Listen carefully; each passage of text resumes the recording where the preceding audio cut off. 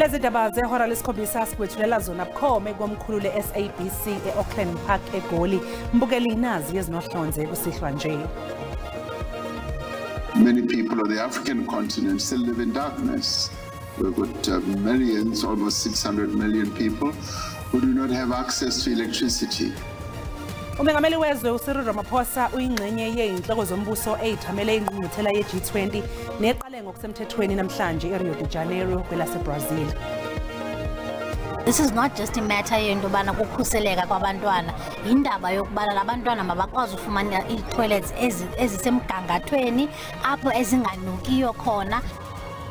Ungqongqoshe wemfundo eyisisekelo uSiviwe Gwarube ephelezelwa ungqongqoshe wezemisebenzi kahulumeni uDean McPherson banikezele ngezindlu zangasese ezintsha esikoleni eSozwathini nokuyindawo esemakhaya KwaZulu-Natal.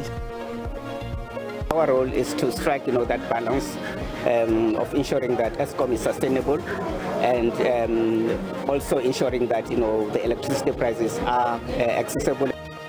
Ziqalile namhlanje eKapa izethulo ezimayelana nesicelo se-Eskom sokufuna ukwenyusa intengo yogesi ngamaphesenti angama-36 ngonyaka ozayo. Mbukeli sikubingelele sikwamukele indabeni zakusihlwa enethulelwa unoxolo uMamtshali wakwamwali ihlabangane elimhlophe qwa. Sibonga kakhulu ke umbukeli ukuthi uhlanganyele kanye nathi namhlanje kusihlwa. Ake sibheke ke ukuthi iziphi esidingida namhlanje.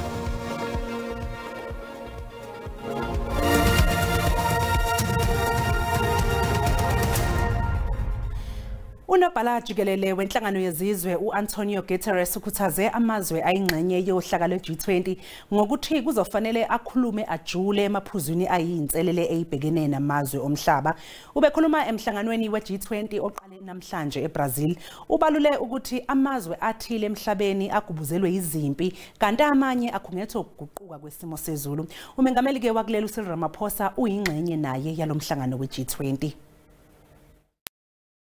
uGuterres ulangazelele ukuthi abaholi bamazwe e-G20 baqhamuke namasaqinile azokuba isombululo ezinkingeni ezikhungethwa amazwe omhlaba.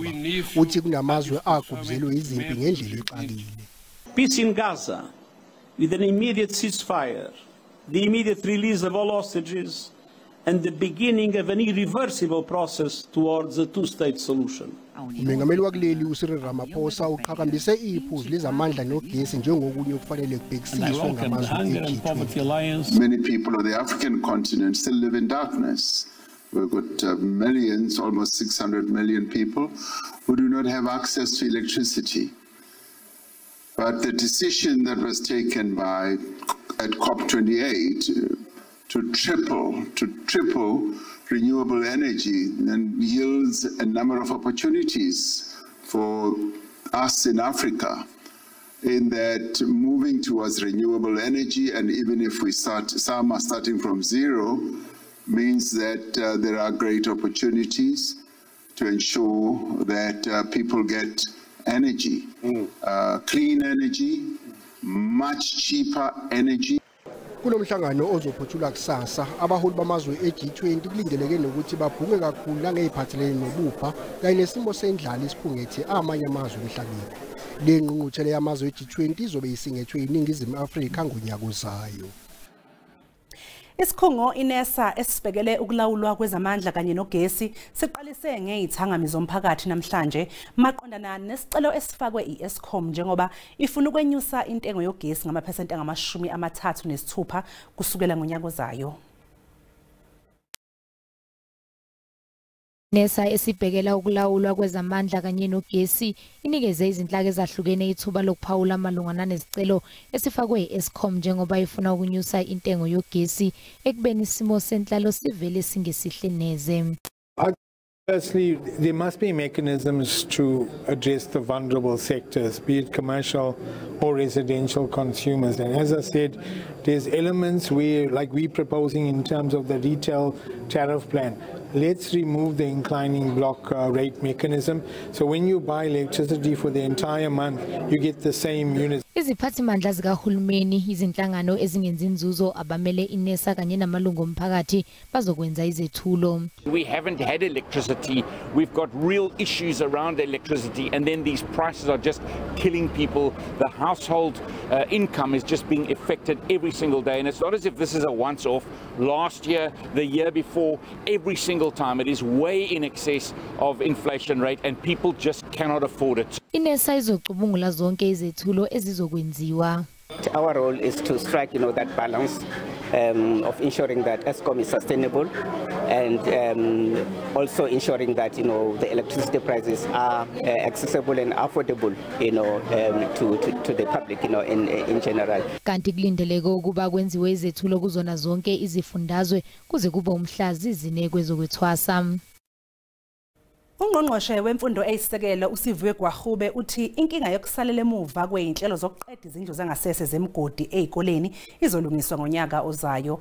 uGwagube ubekhuluma ngesikhathi kwethulwa izindlu zangasese ezintsha esikoleni saseZwatini KwaZulu-Natal. Lesi isikole samabanga phansi iDeda Primary School oZwatini singesinye sezikole zasemakhaya maphakathi nesifundazwe KwaZulu-Natal. Lesikole sinabafundi abangu-700 phambilini ebebesebenzisa izindlu zangasese ezintathu zomgodi. Ndasithokoza kakhulu ukuthi sibe nalawa aflashwayo aphele lawa emgodi ukuze ingane ukuthi saved futhi kusihlezi zisendawo ehlanzekile. uBreadline Africa uzoqhubeka nokubeka ngaphansi kweso elibukhali lezindlu ukubheka ukuthi zihlala zihlanzekile isikhathi esiyiminyaka emihlanu. So when we arrived at the school in July this year, there were 6 pits toilets that we closed up that were not safe, that were getting very full. There was another pit toilet behind me here, which was for 67 ECD children, that was completely unsafe and about to collapse. It was also very full. And we've replaced that now with more than, I think, about 22 different toilets, and we refurbished the staff toilet block as well. Ungqongqoshe wemfundo isekelo uthi u92% wokusalela emuva ezikoleni ezingu-4,000 kuleli sekulungisiwe. This is not just a matter yendobana ukukhuseleka kwabantwana, indaba yokubana labantwana mabakwazi ufumana i-toilets ezisemgangathweni apho ezinganukiyo khona, abantwana bakwazi ubanazo ne-sanitation bins ukwenzela abantwana bangamantombazana bakwazi uba safe bafilishe nabo bese befumana a sense of dignity. Nodekhatebe SABC News oZwatini. Uphiko oluphenya amaqala akhethekile iSIU selithole imvume yokugodla impahla yelungu lesigungu esiphezulu se-ANC uPule Mabe mayelana nenkampani yakhe ebhekene namaqala iEnviromobi eseyaziwa ke ngeGroen Mintigo. Lokhu kwenzeka ngemva kwenyanga uMabe kanye nasolwa nabo bevele enkantolo yamaqala ezohwebo ePalm Ridge.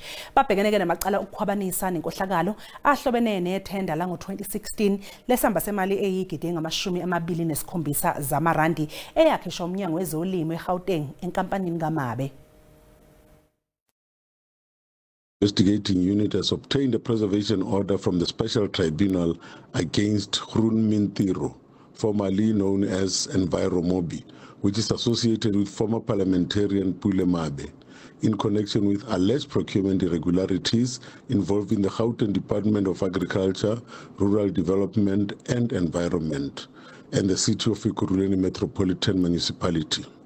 The order restricts Mabe from selling, leasing, transferring, or otherwise dealing with specific assets, including an immovable property located in Steyn City, Gauteng Province, a luxury motor vehicle Porsche 911 Carrera GTS.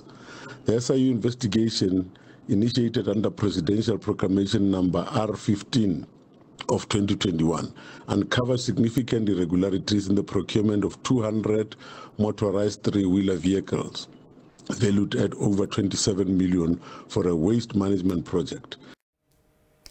Lihlahliselwe umsombuluko ozayo enkantolo eMantshi kwaMashu elabesilisa abathathu ababoshelwe uxhaxha lwezinsolo zamaqala KwaZulu-Natal. Abasolwa baboshwa ngemva kokusabalala kwevideo ezinkundleni zokuxhumana bebonakala ke beqhumisa ibhamu emoyeni ehostela la kwaMashu.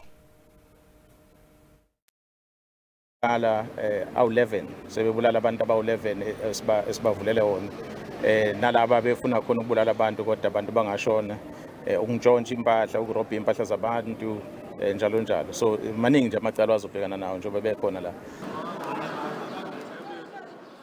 Mbukeli okwamanje ke sathi nje iqunga phangase idolo kanti uma ngabe sibuya sokuphathela udaba oluthi We want them to come and clean the toilets, that's all. Imndeni eyakhahlanyezwa zikhukhula eKariga eEastern Cape ngoNhlangulana walonyaka zithi zisawuzwa namanje umthelela wazo.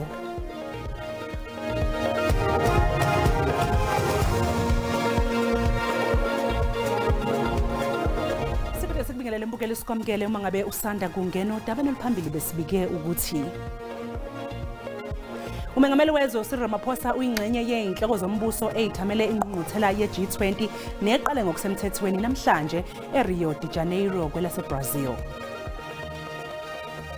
Khumbula ke mbukela ukuthi lezi indaba zikhona ku-YouTube na ku-SABC Plus ngena kuzo nje uyicinge ngamagama athi SABC izindaba. Umphenyi omkhulu ecaleni lokubulawa kaSenzo Meyiwa uBrigadier Bongani Gininda ugcizelele ukuthi umsolwa wesibili uBongani Ntanzi wayefuna ukusebenzisana nombuso. uGininda uphendule kanje ngesikhathi ke ephekwa ngemibuzo ukuthi kungani kwathathwa izitatimende ezimbili kuNtanzi. Need for you to obtain a second confession from the magistrate.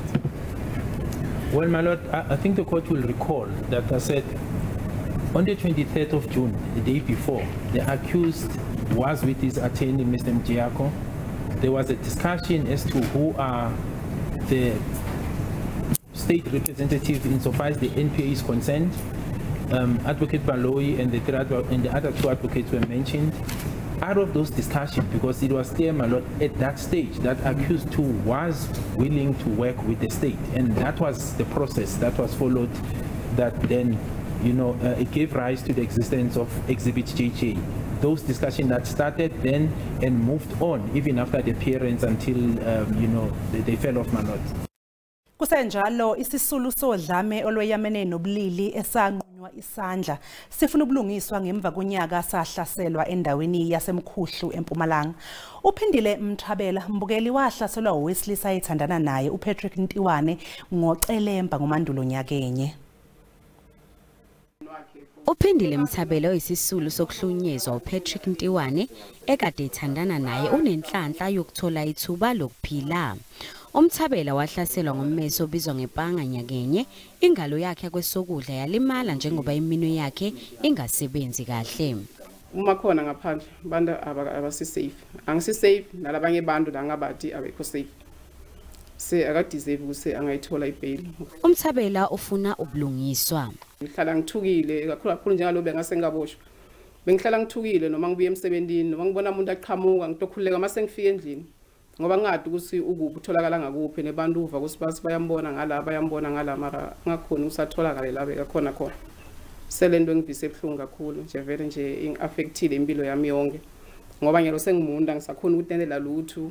Ngemuva kwesigameko uNtiwane wabalekela eMozambique waboshwa ngesonto ledlule esigodini esiseduze. Emva kwalesigameko lomsola ubeseke ubalekela eMozambique ngenxa yokuthi sisebenzisana nema stakeholders kakhulukati basebenzele through information le bayithole kulabalingani noma ema informers babeseke bathola ukuthi ke lo mlisa sewubuyile eSouth Africa babeseke balandzelela information ngakho sikaboshiwe. uNtiwane uvele kafushane enkantolo waphinde wasichitha isicelo sakhe sebheyili kanti icala lihlehliselwe umhlazi isishiyagalombili uMasingana wango-2025. Zithwele kanzima izakhamuzi eziyisulu zeyikhukhula eKariega ngemva kokususwa endaweni yazo ngoNhlangulana nonyaka. Ilinganiselwa kwengama-55 imndeni esuswe umasipala eyindaweni eyijwayele ukukhukhuleka uma ngabe kuba nezimvula yaseke isiwe ezakhiweni zesikhashana. Nyanga ezinhlanu emva kokuba lo masipala umbaxa uthwaxo izikhukhula kodwa ababahlali basaqhubeka nokungcungcutheka. Ivumba lezi zindlu zangasese yalithandeki ingakumbi xa imozulu ishushu. Kuye kunyanzeleke ukuba balahle ilindle kufutshane nesikhululo samapolisa sasekuhlaleni. Oku kubeka impilo yabantwana emngciphekweni nanjengoko bedlala kule ndawo. Some of our children get infections and the bad smell. When you open your door, you can get the smell, how bad that smell is inside of your house. Even when you turn right or left, there's still a bad smell. We want them to come and clean the toilets, that's all. Because we've been trying for weeks now for assistance, but no answer. Kukhona enqalabo malunga nabantu abadala abagulayo. Masipala wakhabile lamabango ukungathuthi ilindle. The community of Lapland were provided with 7 chemical toilets as an interim arrangements. Existing arrangements, all toilets are cleaned weekly, and they were cleaned last week and are going to be cleaned again this week. Aba bahlali bakwaxhalabile kukuba amaqela emigulukudu kwiindawo ezingqongileyo aza kuhlasela kule ndawo yabo yakutshanje. Kwiindaba ze-SABC ndingunandi Phaplatyi eKarigha. Mbukeli umhlahlo ke wesimo sezulu uzolandela emva kwekhefu nomkhushulwa wakwaMsimanga.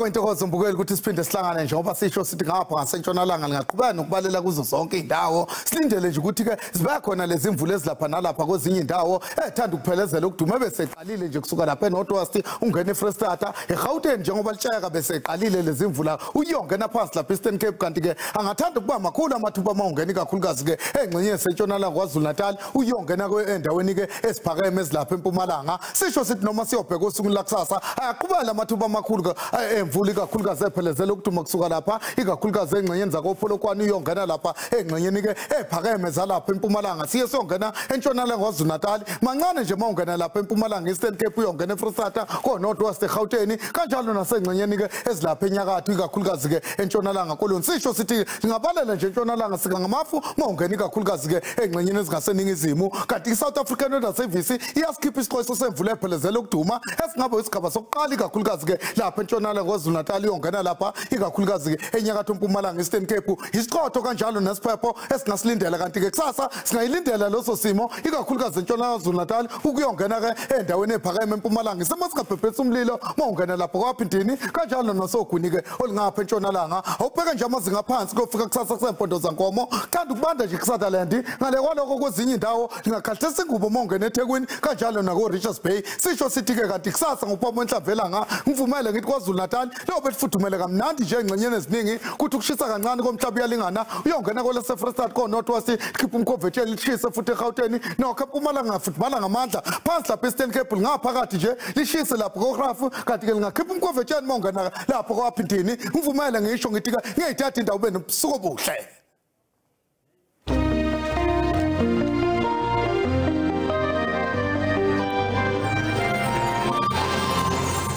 Mbukeli sizibeka lapha ke ebesikuphathele zona namhlanje kusihlwa kusasa bazobe bekhona ke oza kwethu ngolwimi lwesiXhosa nibe nje nobusuku obuhle nisale kahle.